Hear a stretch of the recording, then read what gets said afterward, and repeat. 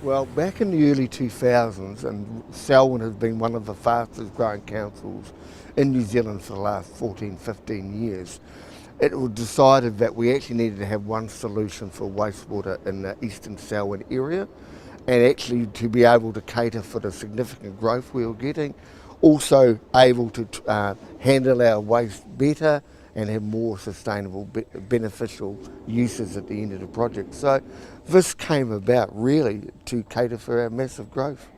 MWH was appointed by the Selwyn District Council to plan the new wastewater treatment plant for Pines.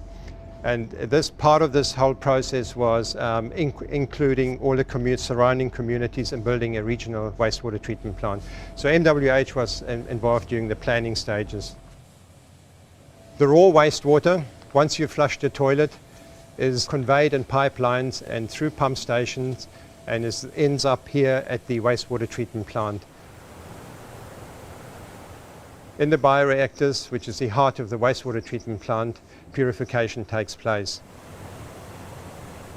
What you see here is the bioreactor, which contains millions of bacteria, and part of this biomass, which is generated every day, needs to be wasted.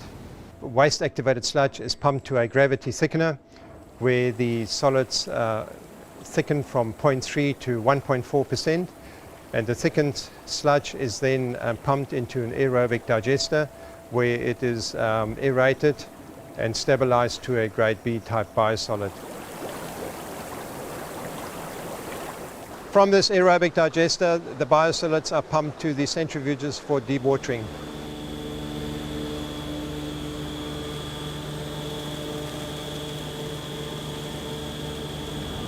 This is a sample of the thickened waste activated sludge that is pumped to the centrifuge for dewatering. This is the dewatered biosolids with a consistency of 18 to 20% dry solids that is conveyed via those conveyors into the drying hall for further processing.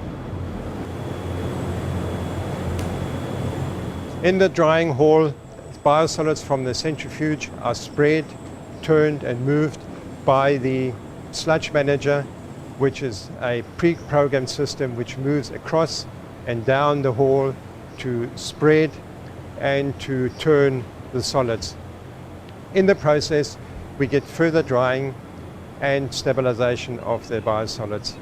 From the front end, at 20% dry solids, and at the end, 93% dry solids. So 70% of the water is being evaporated in this greenhouse. The uniqueness is that it dries under very low energy input, the solids from 20% to 93% dry solids. The only energy required is to run that sludge manager and those fans over there.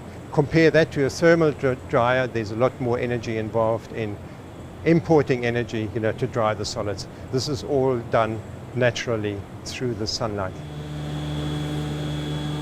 The chambers themselves are fully monitored. We have a couple of sensors in here that measure the temperature inside the chamber and also the humidity.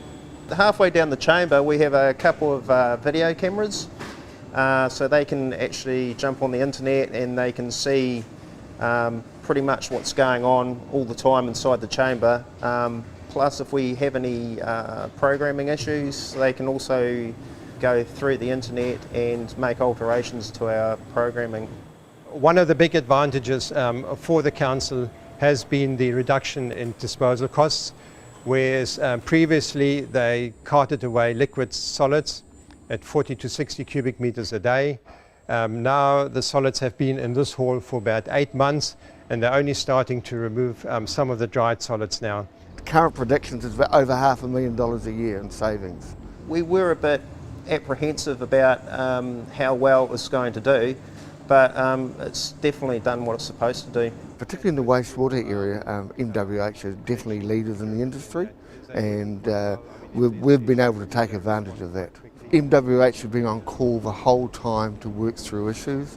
Selwyn's growing that fast that we have to be flexible and adaptable, and to do that we needed a good service provider that can work with us.